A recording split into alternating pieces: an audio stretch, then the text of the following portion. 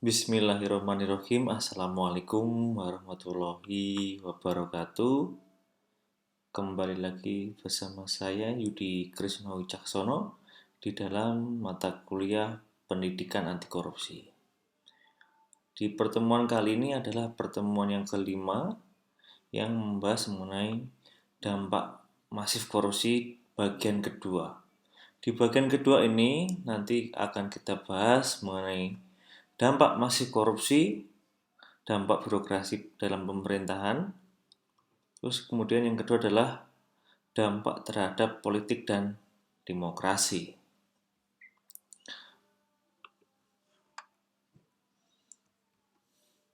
Ya, ini yang minggu lalu ya.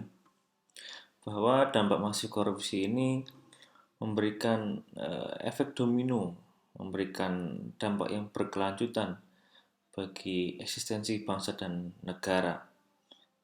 Minggu lalu ada dampak ekonomi, sekarang kita beranjak ke dampak birokrasi pemerintahan.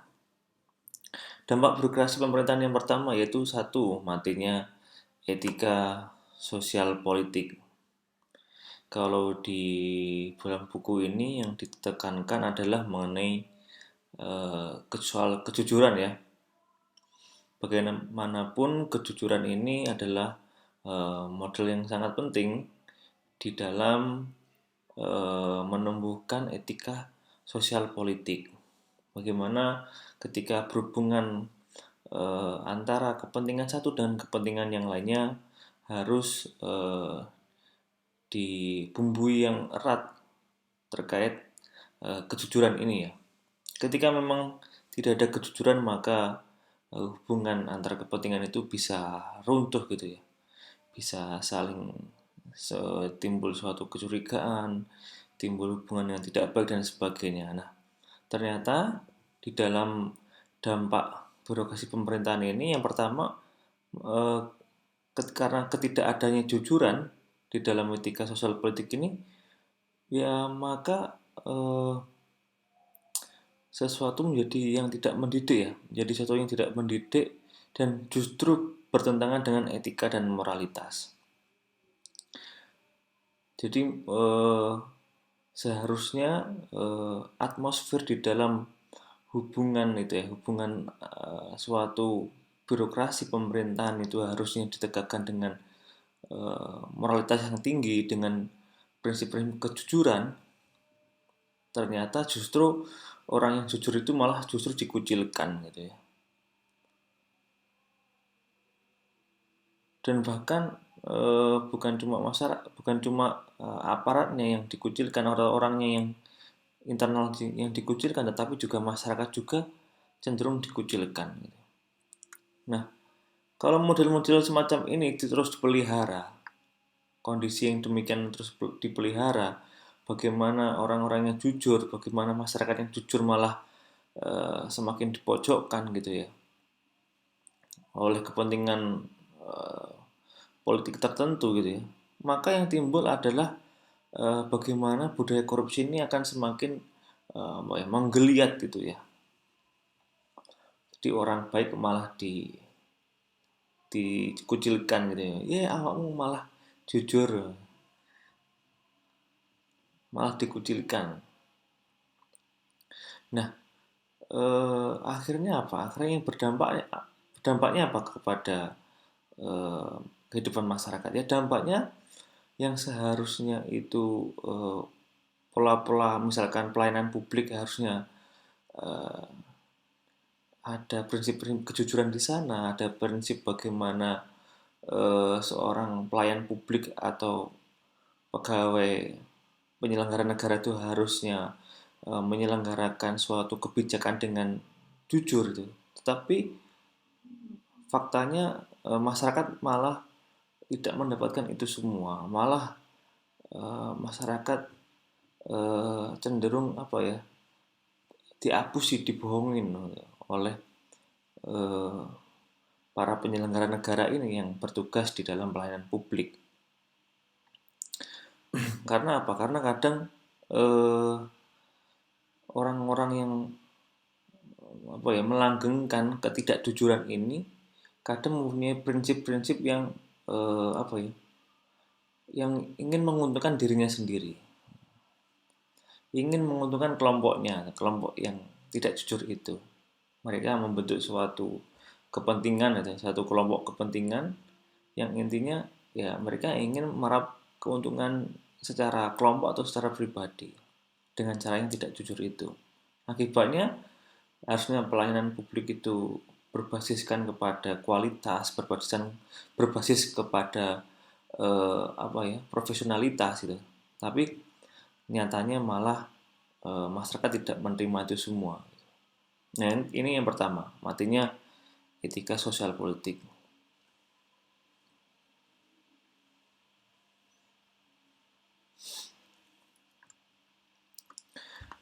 Dampak birokrasi pemerintahan yang kedua adalah tidak efektifnya peraturan perundang-undangan. Secara umum, peraturan perundang-undangan berfungsi untuk mengatur sesuatu yang substansial dan merupakan instrumen kebijakan atau balance instrumen yang berguna untuk memecahkan suatu masalah yang ada di dalam masyarakat.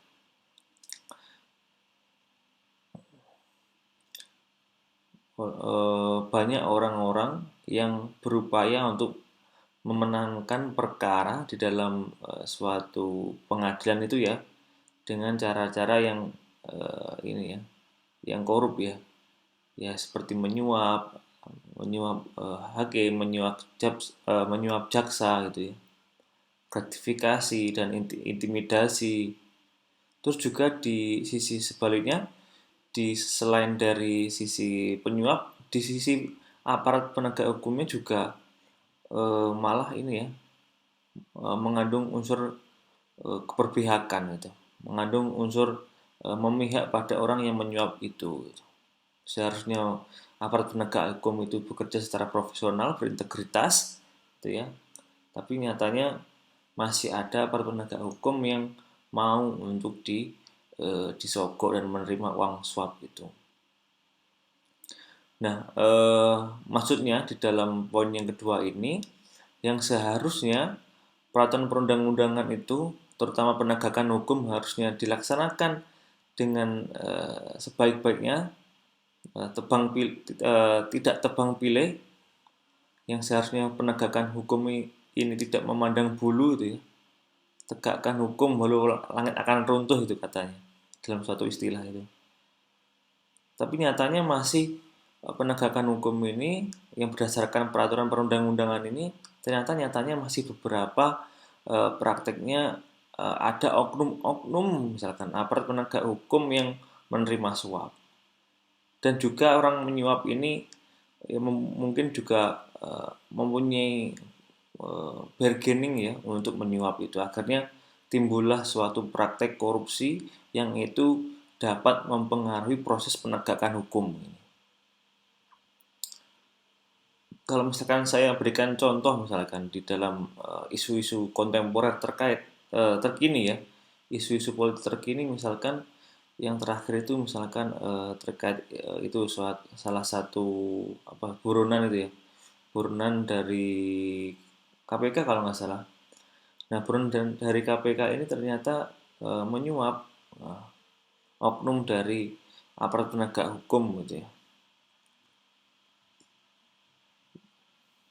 yang kemarin eh, di sidang itu dinyatakan bersalah. Nah, dinyatakan bersalah karena aparat penegak hukum ini menerima suap dari buronan dari KPK ini.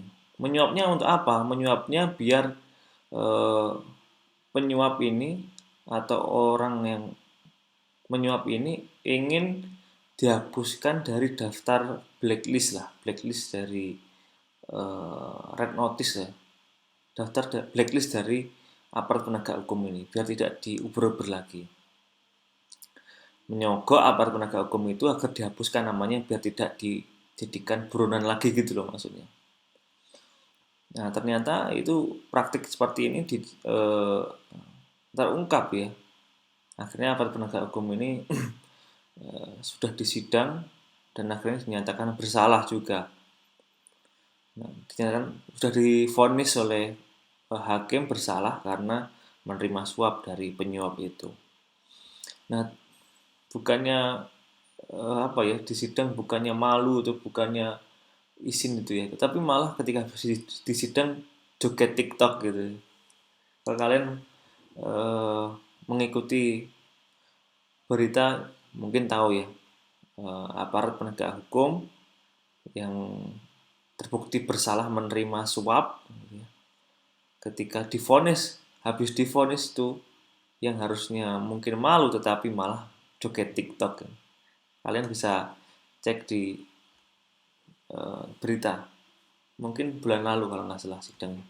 Nah, semacam itu akhirnya menimbulkan tidak efektifnya peraturan perundang-undangan.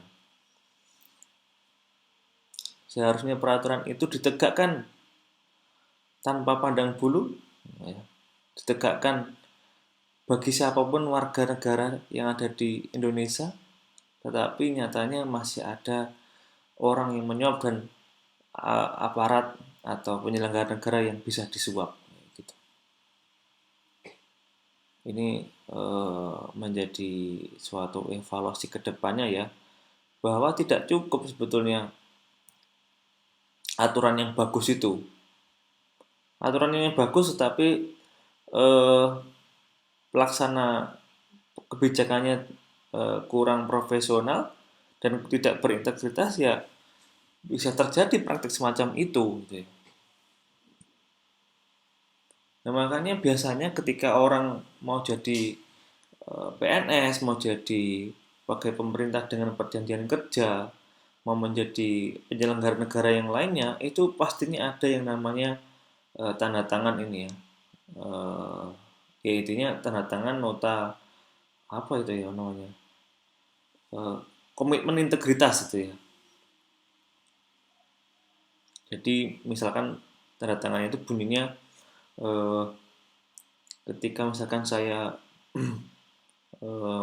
mengemban amanah sebagai penyelenggara negara, maka saya akan bertindak secara profesional dan berintegritas, misalkan kayak gitu. Terus poin yang berikutnya, apabila ada hal-hal yang sekiranya ada aturan-aturan yang dilanggar, maka pantas untuk diproses secara sanksi dari peraturan dan perundang-undangan yang berlaku, misalkan seperti itu. Biasanya seperti itu. Kalau nanti kalian di dunia kerja, terutama di pemerintahan, pastinya akan ada eh, apa suatu tanda tangan komitmen gitu ya, tanda tangan tentang komitmen kalian ketika mau bekerja. Karena apa? Karena eh, eh, posisi kalian dalam menjabat di dalam pemerintahan itu sebetulnya kan titipan ya, titipan dari rakyat itu ya. Jadi rakyat meminjami kalian sebuah jabatan itu gitu ya. Karena ya jalannya suatu pemerintahan juga tidak lepas dari eh, ini sumbangsi dari masyarakat juga, dari pajak mereka. Mereka memberikan membayar pajak gitu ya. Membayar pajak dan nanti kembali lagi kepada para penyelenggara negara ini, para pejabat ini. Para pejabat ini dipinjami jabatan oleh rakyat sebetulnya untuk melaksanakan kewajiban-kewajibannya di dalam melayani rakyat gitu. Ya, kalau bisa ketika sudah diberikan amanah itu ya harus dikembalikan lagi kepada rakyat ini. Itunya, pelayanan yang bagusnya. Dan sampai malah mengkhianati rakyat seperti itu.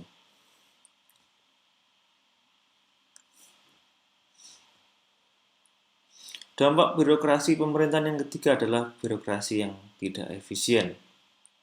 Survei dari PERC menunjukkan bahwa Indonesia, India, dan Filipina adalah negara performa birokrasi paling buruk di Asia. Oh, ini bukan cuma di Asia Tenggara ya, ini di Asia. Buruk sekali. Yang paling tinggi itu di mana ini? di Singapura dan Hong Kong. Ya karena skornya tinggi ya.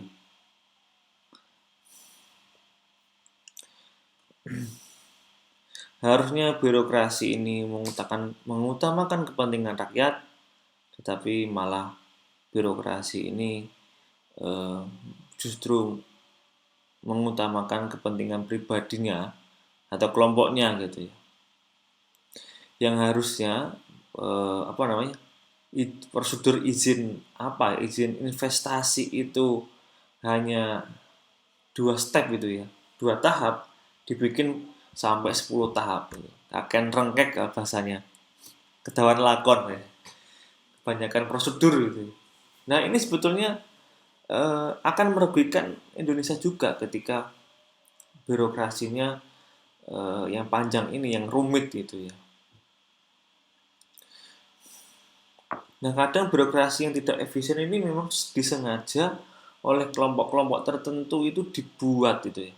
Karena untuk kepentingan mereka juga, ada untuk kepentingan kelompok-kelompok itu. Misalkan dulu ya, saya menceritakan dulu. Dulu itu misalkan pelayanan di dalam pembuatan identitas itu ya. Yang harusnya itu cepat ya, sehari jadi, tetapi bisa berhari-hari gitu. Kenapa kok dibikin rumit kayak gitu? Ya karena eh, ada oknum-oknum di orang dalam yang bekerja sama dengan calo gitu ya, untuk meraup keuntungan dari orang yang ingin membayar lebih agar cepat selesai urusannya itu. Kadang orang yang pengen praktis itu yang bayar calo, dan calo itu juga bekerja sama dengan orang dalam. Ya akibatnya dia yang bayar itu akan dapat privilege gitu ya.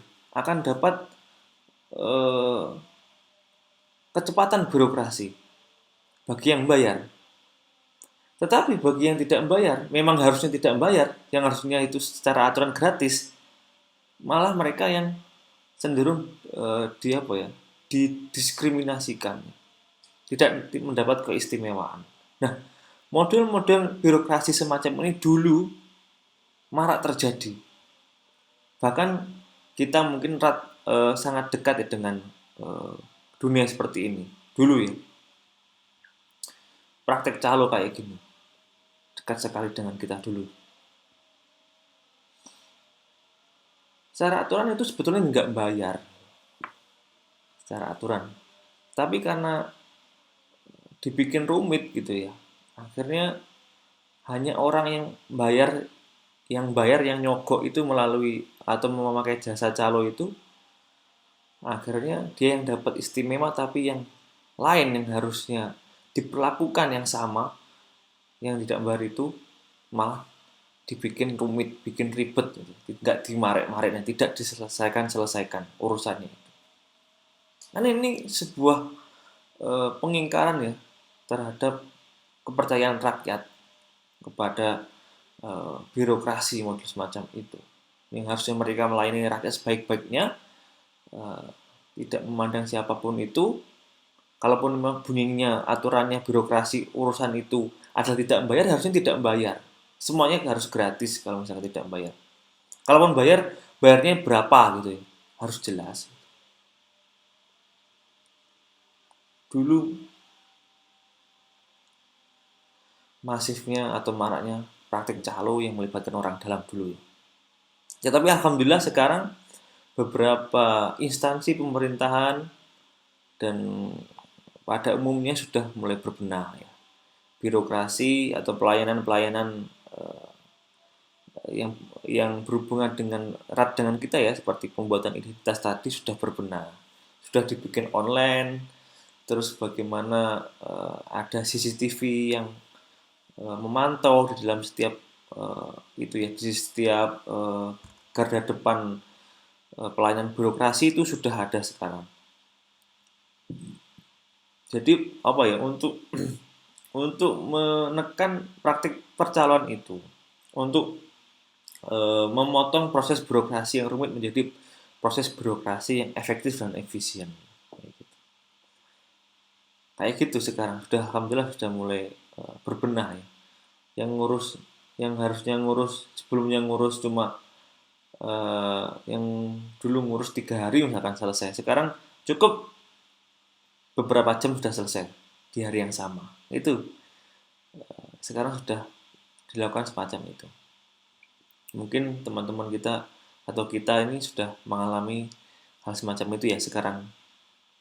Apalagi di masa pandemi ini menjadi trigger bagi pemerintah untuk melaksanakan birokrasi yang efektif dan efisien. Apalagi semua berbasis pada digital, pada online, jadinya itu sebetulnya untuk memangkas alur birokrasi yang rumit itu. Yang sebelumnya berbasis kepada kertas yang fotokopian ribet itu ya, sekarang ya alhamdulillah bisa di-scan gitu. Dan bisa melalui email atau WhatsApp sekarang itu. Tanpa harus tatap muka ke kantor itu ya. Itu.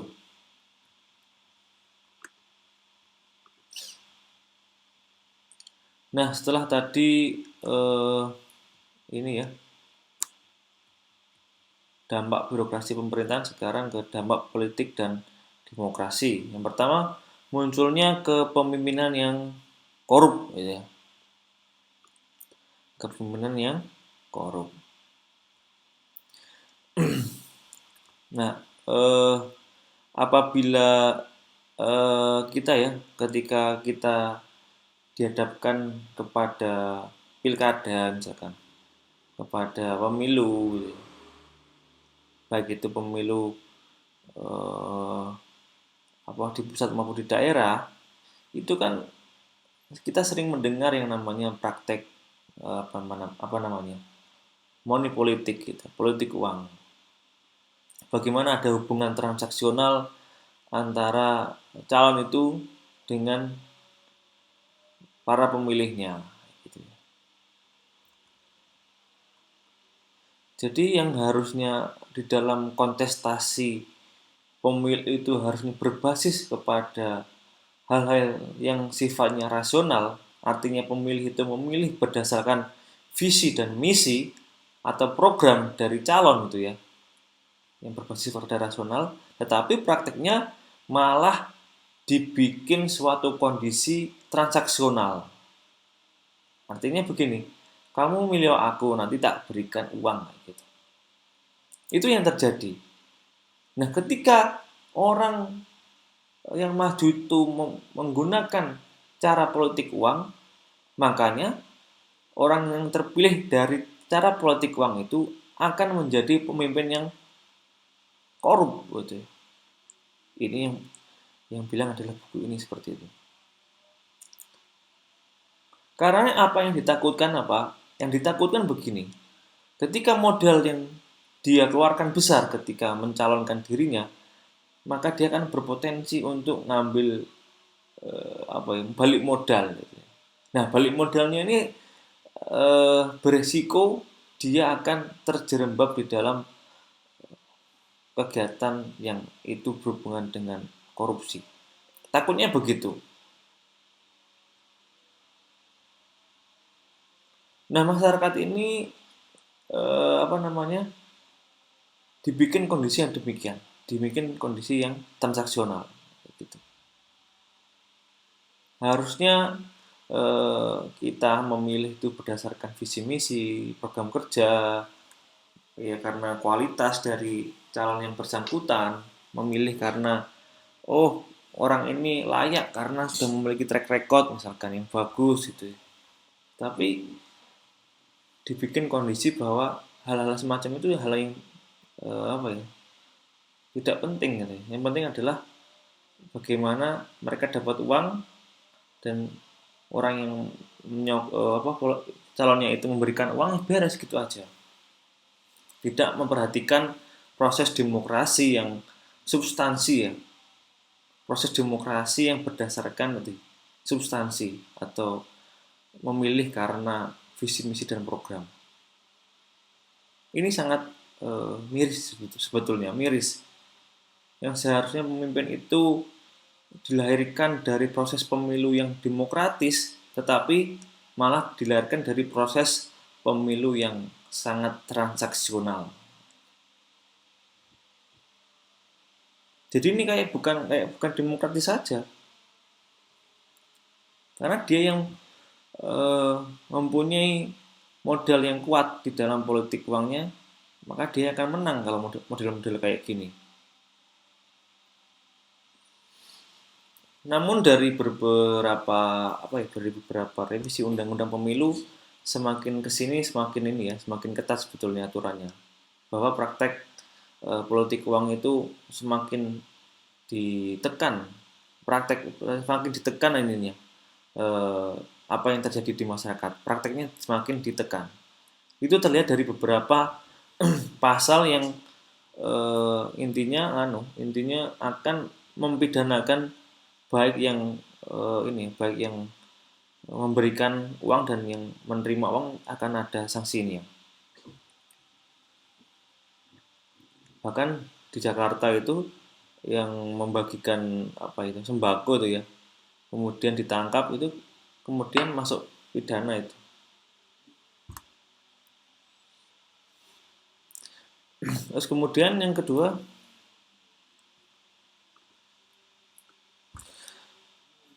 hilangnya kepercayaan publik pada demokrasi.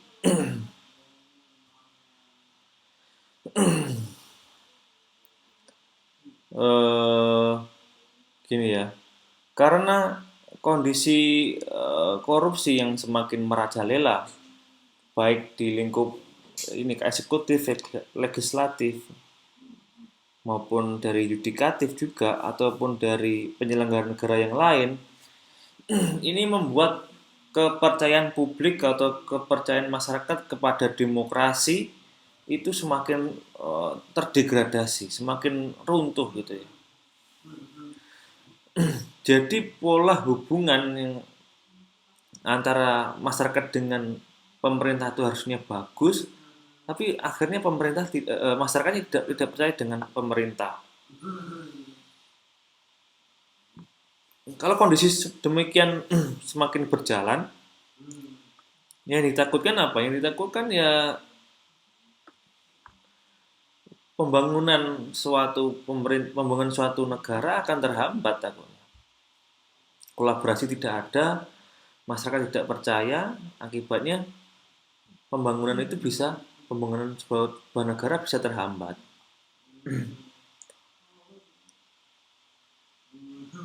Contohnya begini, misalkan ada yang namanya program padat karya itu ya, yang itu memberikan insentif kepada mereka yang mau membangun sebuah program dari pemerintah. Ternyata tidak ada yang mau. Ya akhirnya pembangunan yang dicanangkan pemerintah ya tidak akan jalan karena tidak ada dukungan dari masyarakat. Ya, masyarakat gimana mau mendukung kalau pemerintahnya banyak yang terlibat korupsi ya gitu. Ngomongin soal DPR pasti itu kan ketika dilihat di netizen itu misalnya, ketika ada komentar berita soal DPR misalnya, itu pasti berhubungan dengan berapa sih korupnya gitu, apa sih tidur mulu gitu anggota dewan gitu ya. Itu yang terjadi di suara-suara netizen ya. Meskipun yang praktek korupsi itu kan oknum-oknum beberapa anggota ya, tapi secara institusi kan bagus sebetulnya. Nah kadang pemerintah ya atau lembaga negara yang demikian biasanya ini akan mensosialisasikan bahwa institusi mereka masih baik ya, masih bagus. Ya dengan beberapa influencer digandeng untuk menekan angka ketidakpercayaan itu menjadi percaya kepada institusi itu. Jadi biasanya institusi agar lebih dipercaya rakyat itu biasanya mempromosikan bahwa secara lembaga sebetulnya baik-baik saja, tetap melayani rakyat, dan itu yang praktek korupsi adalah individu. Jadi tolong rakyat tetap percaya kepada institusi tersebut. Kayak gitu. Biasanya kayak gitu, ada promosi semacam itu. Kalau kalau misalkan tidak ada upaya kayak gitu, takutnya terjadi apatisme, masa masa bodoh lah, masa bodoh dengan masa bodoh apapun pemerintah, kondisi pemerintah masa bodoh lah. Ya kami tetap gini-gini aja mungkin gitu. Jangan sampai terjadi semacam itu. Jadi pola hubungan antara rakyat dengan pemerintah harus tetap berjalan dengan baik karena demi kemajuan dan akselerasi pembangunan nasional kita sendiri. Dampak ketiga yaitu menguatnya plutokrasi. Plutokrasi ini maksudnya eh, apa ya, kekuasaan di dalam eh, di suatu negara itu hanya dikuasai oleh segelintir orang saja yang memiliki modal kapital atau modal uang yang besar gitu ya. Jadi yang kaya makin kaya, yang miskin makin miskin ini. Dan konon katanya yang menguasai di negara plutokrasi ini hanya sebagian seberapa persen saja dari mayoritas warganya. Dengan kondisi yang demikian ya apa ya, akan terjadi ketimpangan gitu ya. Takutnya terjadi ketimpangan antara si kaya dan si miskin. Bagaimana akses pelayanan itu harusnya ber, berbasiskan kepada eh, semua orang berhak gitu ya. Semua orang berhak terhadap pelayanan publik yang bagus ya. Tetapi takutnya dengan plutokrasi ini pelayanan publik hanya akan bagus ketika orang-orang kaya ini saja eh, yang ini mengaksesnya. Sementara orang yang miskin tidak susah untuk mengaksesnya. Ya karena tadi kembali lagi kayak tadi. Ketika yang kaya ini mempunyai modal kapital yang besar, maka dia bisa dengan uangnya bisa berusaha untuk menyuap gitu. Sementara yang miskin ya memakai cara prosedur yang normal-normal saja dan akibatnya terjadi itu tadi, terjadi diskriminasi dalam pelayanan misalkan. Ini yang ditakutkan plutokrasi semacam ini. Jadi orang kaya semakin gampang mengakses pelayanan publik sementara orang miskin susah.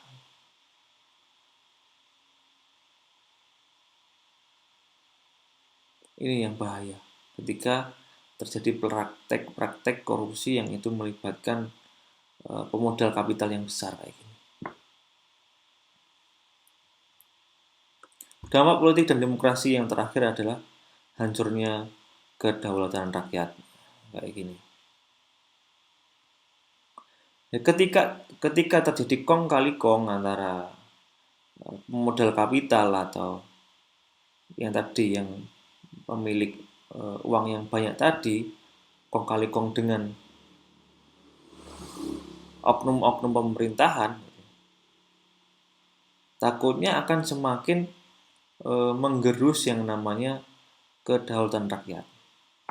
Harusnya pemerintah itu berfokus kepada kesejahteraan masyarakat, tetapi karena ada oknum-oknum yang praktek korupsi terhadap pemodal kapital tadi, mengakibatkan pelayanan publik yang terkait dengan kesejahteraan rakyat ini menjadi semakin tidak dapat difokus di situ, tidak fokus untuk kepentingan rakyat, tetapi malah fokus untuk kepentingan pribadi mereka. Jadi rakyat malah terjerembab masih terjerembab di dalam kemiskinan yang seharusnya bisa pemerintah angkat itu, tetapi masih masih masuk di dalam kubangan kemiskinan kayak gitu. Itulah kondisi ketika terjadi kong kali kong si pemodal kapital yang besar dengan oknum-oknum pemerintahan. Yang seharusnya pemerintah fokus terhadap kesejahteraan masyarakat, tetapi karena ada praktek-praktek korup dengan pemodal kapital, akhirnya yang diuntungkan hanya pemodal kapital, sementara rakyat tidak dapat apa-apa kayak gitu. Ketika memang ada praktek-praktek korupsi di sana. Nah, kondisi yang demikian makanya perlunya suatu penegakan hukum yang bagus, bagaimana praktek-praktek korupsi ini eh, harus diungkap gitu ya, harus diungkap siapa yang terlibat gitu ya, dan tidak pandang bulu. Terus kemudian dari sisi penyelenggara negaranya harus berintegritas dan profesional, sementara masyarakatnya juga harus aware, juga masyarakatnya juga harus peka bagaimana praktik-praktik korupsi itu harus mereka hindari juga, tidak menerima apapun itu yang berkaitan dengan eh, suatu proses birokrasi. Jangan sampai rakyat eh, menyogok untuk mendapatkan akses birokrasi yang bagus atau menerima suap dari calon-calon itu gitu ya. Jangan sampai, dan itu semuanya adalah praktek korupsi yang membuat dampak yang sangat tidak baik terhadap jalannya proses demokrasi dalam suatu negara. Dalam proses demokrasi dalam suatu negara yang harusnya berbasis kepada hal-hal sifatnya substansi seperti visi misi program kerja dan visi misi ya, tetapi malah berbasis kepada hal-hal sifatnya transaksional, dan itu malah meruntuhkan marwah demokrasi.